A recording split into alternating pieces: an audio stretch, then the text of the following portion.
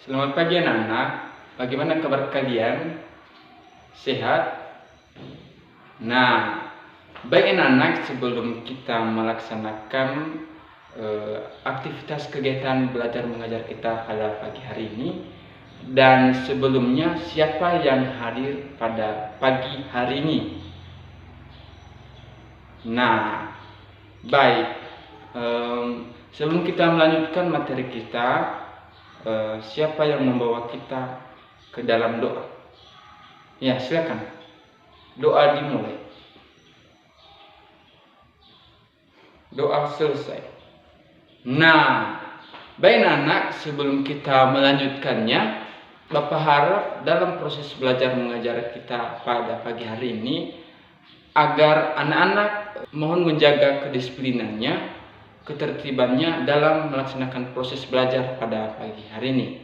Nah, sebelum kita melanjutkan proses belajar kita pada pagi hari ini, apakah anak-anak semua masih ada semangat untuk belajar? Ya, bagus. Nah, sebelum kita melanjutkannya, siapa yang mengingat materi kita pada minggu lalu? Ya, bagus sekali. Nah, pada kesempatan pagi hari ini ada 3 materi pembahasan kita pada pagi hari ini. Yang pertama itu ada mata pelajaran bahasa Indonesia, ada mata pelajaran IPA dan mata pelajaran IPS. Nah, yang pertama, materi yang pertama itu teks naratif dan deskripsi. Nah, teks naratif dan deskripsi. Mungkin anak-anak sekalian bertanya, apa itu teks naratif dan apa itu deskripsi? Nah, kita masuk pada pembahasannya.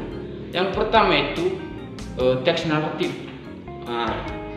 Teks naratif dan deskripsi adalah 2 bentuk tulisan yang berbeda meskipun keduanya sering digunakan dalam karya sastra dan penulisan kreatif.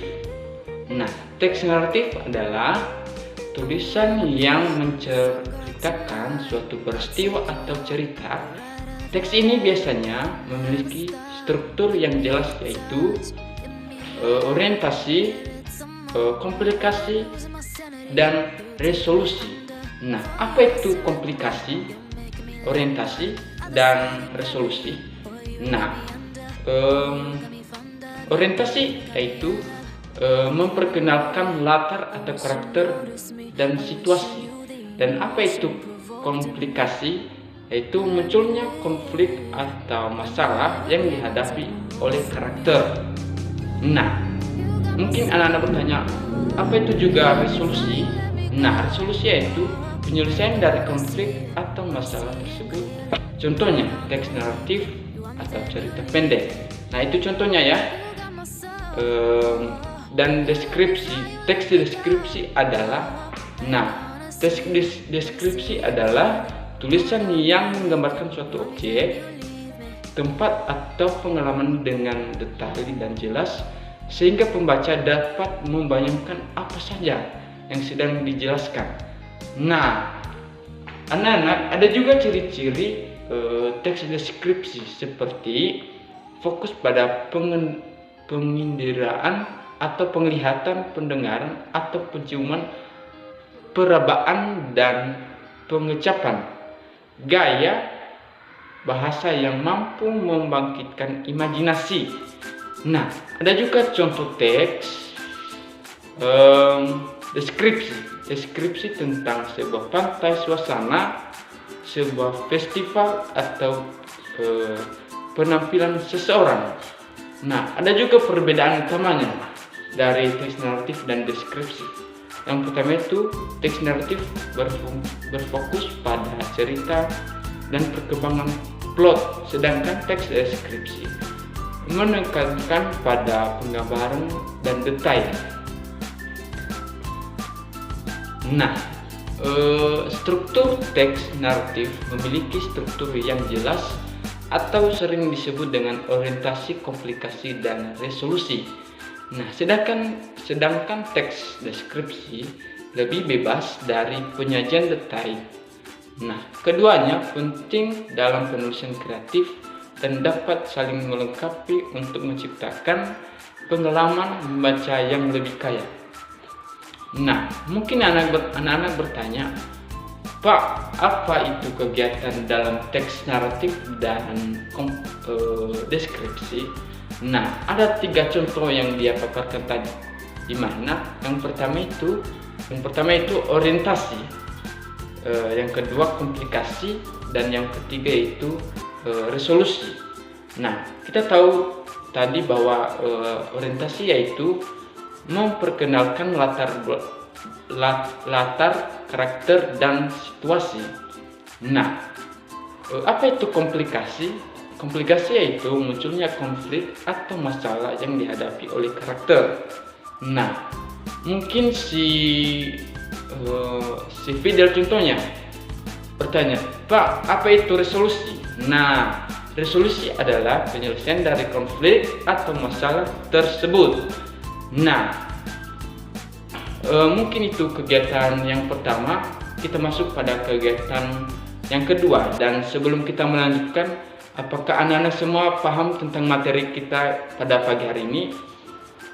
Nah, baik, kita akan melanjutkan kegiatan yang kedua, yaitu pembelajaran IPA. Nah, judul pembahasan kita pada pembelajaran IPA itu ekosistem rantai makanan.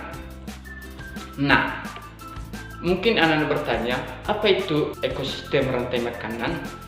Nah, ekosistem rantai makanan menggambarkan hubungan antar organisme dalam suatu habitat berdasarkan pola makan. Rantai makanan terdiri dari beberapa tingkatan. Yang pertama itu produsen, yaitu organisme autotrof seperti tumbuhan yang menghasilkan energi dan fotosintesis. Nah, yang kedua itu konsumen primer, herbivora yang memakan produsen seperti kelinci atau sapi. Dan yang ketiga yaitu konsumen sekunder, karnivora atau anivora yang memakan konsumen primer seperti ular atau manusia. Nah, yang keempat yaitu konsumen tersier, predator puncak yang memakan konsumen sekunder seperti elang atau hiu. Nah, yang keempat yaitu penguraian, organisme seperti bakteri dan jamur yang menguraikan sisa-sisa organisme mati, mengembalikan nutrisi ke tanah. Rantai makanan dapat digambarkan dalam bentuk diagram yang menunjukkan aliran energi dan nutrisi yang sangat penting untuk menjaga keseimbangan ekosistem. Ekosistem rantai makanan menggambarkan hubungan organisme dalam suatu habitat berdasarkan pola makan. Rantai makanan terdiri dari beberapa tingkatan. Nah, tingkatannya yaitu produsen, konsumen primer, konsumen sekunder. Nah, dan penguraian. Ada 4 tingkatannya. Yang pertama itu produsen. Apa itu produsen? Yaitu organisme autotrof seperti tumbuhan yang menghasilkan energi dan fotosintesis. Nah, apa itu konsumen primer? Nah, konsumen primer yaitu herbivora yang memakan produsen seperti kelinci atau sapi. Contohnya seperti kelinci atau sapi. Nah, yang ketiga yaitu konsumen sekunder. Konsumen sekunder yaitu karnivora atau omnivora yang memakan konsumen primer seperti ular atau manusia. Nah, yang keempat yaitu konsumen tersier atau predator puncak yang memakan konsumen sekunder seperti elang atau hiu. Nah, yang keempat yaitu penguraian, yang dimana organisme seperti bakteri dan jamur yang menguraikan sisa-sisa organisme mati, mengembalikan nutrisi ke tanah. Nah, rantai makanan dapat digambarkan dalam bentuk diagram yang menentukan aliran energi dan nutrisi yang sangat penting untuk menjaga keseimbangan ekosistem. Nah, mungkin anak-anak bertanya, Pak, apa itu? Pak, apa kegiatan dalam ekosistem rantai makanan? Nah, ada beberapa kegiatan dalam ekosistem rantai makanan. Yang pertama tadi yaitu produsen, konsumen primer, dan konsumen sekunder. Nah, ekosistem produsen yaitu contohnya itu kegiatannya yaitu produsen. Produsen adalah organisme autotrof seperti tumbuhan yang menghasilkan energi dari fotosintesis. Nah, yang kedua itu apa itu konsumen primer? Nah, ini kegiatannya. Konsumen primer yaitu herbivora yang memakan produsen seperti kelinci atau sapi. Itu ya contoh-contohnya. Nah, yang ketiga konsumen sekunder ya. Karnivora atau omnivora yang memakan konsumen primer seperti ular atau manusia. Nah, itu contoh kegiatannya. Nah, kita masuk sekarang pada materi yang ketiga yaitu pada pembelajaran IPS, yaitu dampak kegiatan manusia terhadap lingkungan. Nah, mungkin siswa-siswa kami banyak sekali dampak dalam kegiatan manusia terhadap lingkungan ini. Contohnya di lingkungan sekolah, membuang sampah sembarangan, membuang air kecil di lingkungan sekolah dengan sembarangan, dan lain sebagainya. Nah, mungkin anak-anak sekalian bertanya, Pak, apa itu dampak kegiatan manusia terhadap lingkungannya? Nah, dampak kegiatan manusia terhadap lingkungannya yaitu kegiatan manusia memiliki berbagai dampak signifikan terhadap lingkungan, antara lain yang pertama yaitu pencemaran. Nah, bagaimana yang dimaksud dengan pencemaran? Yaitu limbah industri, sampah plastik, dan polusi udara dari kendaraan, dan dapat merusak kualitas udara, air, dan tanah. Nah, itu tadi contohnya itu membuang sampah sembarangan atau membuang sampah sembarangan, membuang air kecil di samping sekolah dengan sembarangan. Nah, itu contoh-contohnya. Yang kedua itu deforestasi. Nah, deforestasi itu penebangan hutan untuk pertanian atau pemukiman, mengurai keanekaragaman hayati dan memperburuk perubahan iklim. Nah, contohnya itu menebang pohon dengan sembarangan.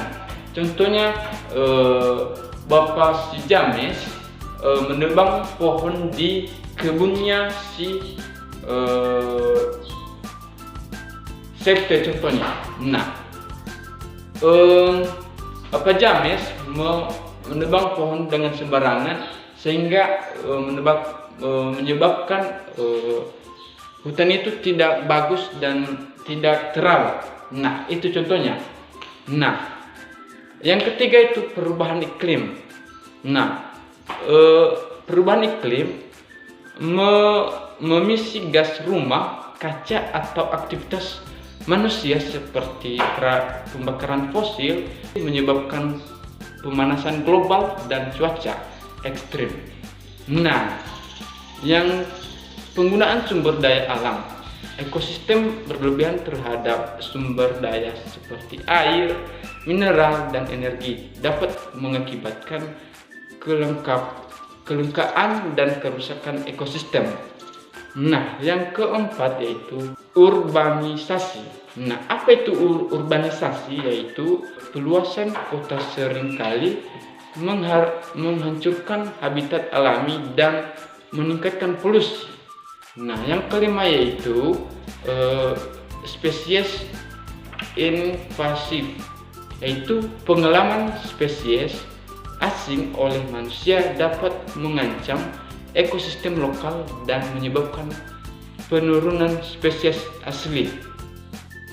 Nah, mengatasi dampak ini menemukan upaya kolaboratif dalam pengelolaan sumber daya dan ekosistem dan penerapan teknologi ramah lingkungan. Nah, kita tahu tadi bahwa ada beberapa kegiatan yang harus kita lakukan untuk upaya menjaga lingkungan kita agar tidak terjadi dampak. Nah, contohnya itu tadi menjaga lingkungan yaitu tidak membuang sampah sembarangan, tidak membuang air kecil dengan sembarangan, membersihkan lingkungan sekolah, meraba rumput di lingkungan sekolah. Nah, memotong artinya. Nah, ketika kita sudah melaksanakan hal tersebut, nanti kita bebas dari dampaknya tadi. Jika kita membuang sampah sembarangan di lingkungan sekolah, maka efeknya nanti nyamuk akan berdatangan ke dalam rumah kita atau ke sekolah kita. Itu contohnya. Nah, mungkin itu saja pembahasan kita pada pagi hari ini, dan semoga anak-anak semua paham tentang isi materi pembahasan kita pada pagi hari ini. Mungkin itu saja, dan sebelum kita keluar kelas, siapa yang membawa kita ke dalam doa? Dimulai. Doa selesai. Baik anak-anak, sebelum keluar, apakah masih ada semangat? Ya, terima kasih.